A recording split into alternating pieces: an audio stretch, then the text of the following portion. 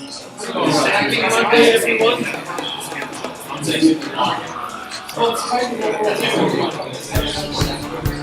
Any questions about assignment 1, 2?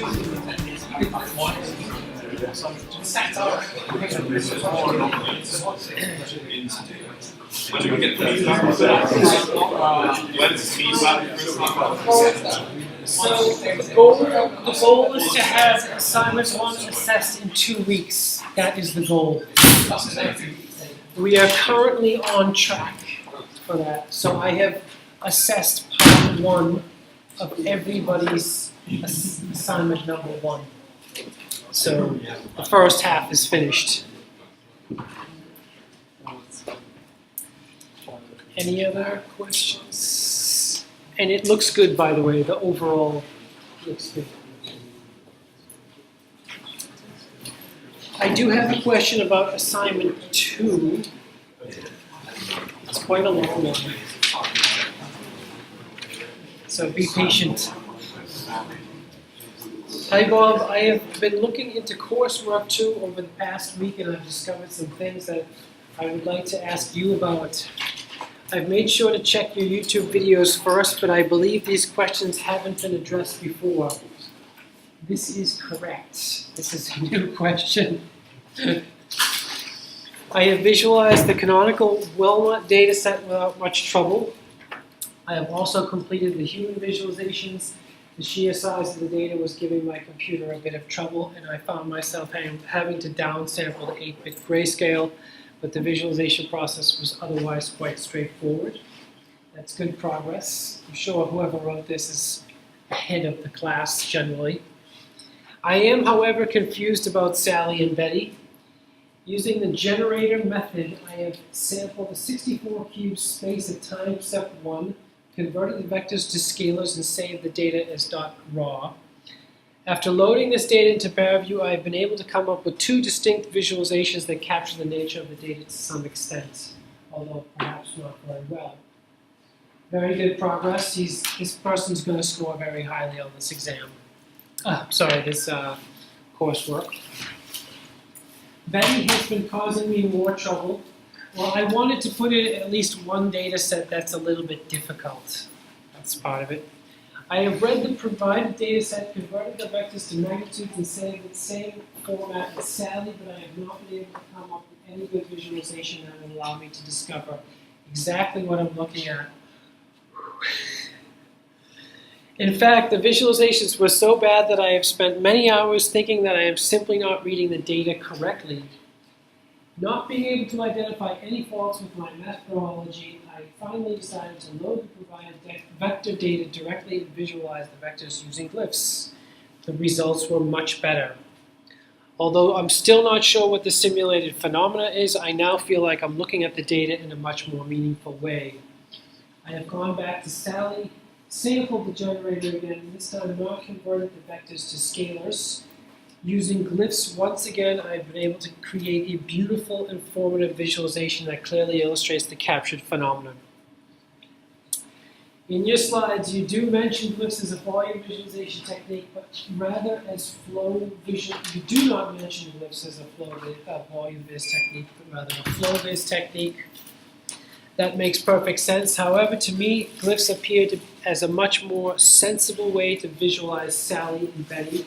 In fact, I now believe that we should be able to visualize the data as flow rather than just magnitude in 3D space, and that converting the vectors into magnitudes removes a hugely important part of the represented information. Would you agree with this? I agree partially.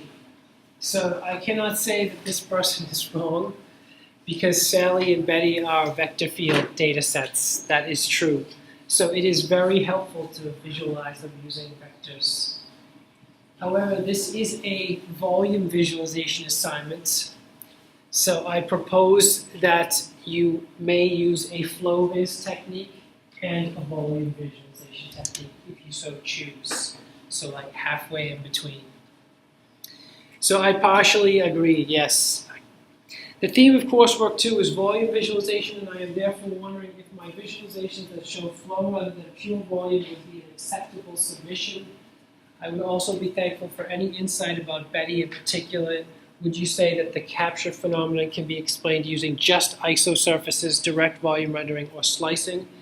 Or am I right in thinking that these techniques may not be sufficient in order to achieve full understanding of the data? So, I would say you may choose a flow visualization technique if you like. So one flow viz and one volume visualization technique. I hope that's clear. The good news is, once you've got the data loaded as vectors, it's very easy to apply volume visualization to that data. So ParaView can perform isosurfacing and volume rendering on vector field data as long as it's loaded in correctly. Now, Betty is confusing. One thing to be careful about Betty, and I do mention this on the YouTube channel, is Betty is not a cube. So, looking at this email, Sally is being treated as a cube, and that's correct, but Betty is not a cube.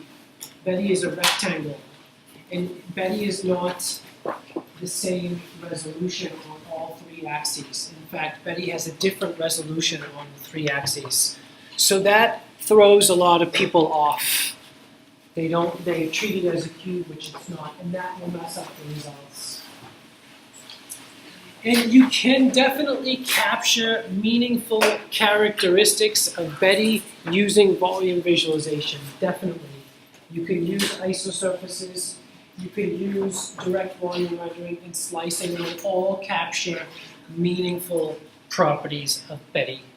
So flow-viz techniques do that too, and volume visualization techniques, for both data sets. So I hope that answers that question.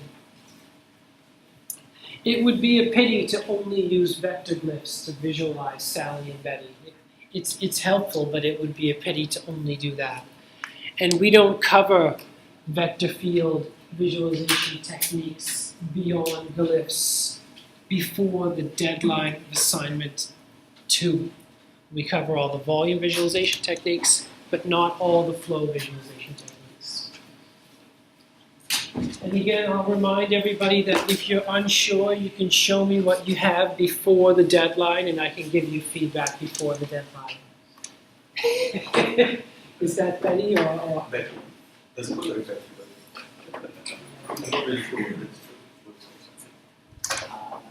I don't recognize anything there. I think you have some more work to do. So yes, Betty is the trickiest one. Yeah. But if you've got the other three, then you're in good shape. Any other questions about assignments 1 or 2?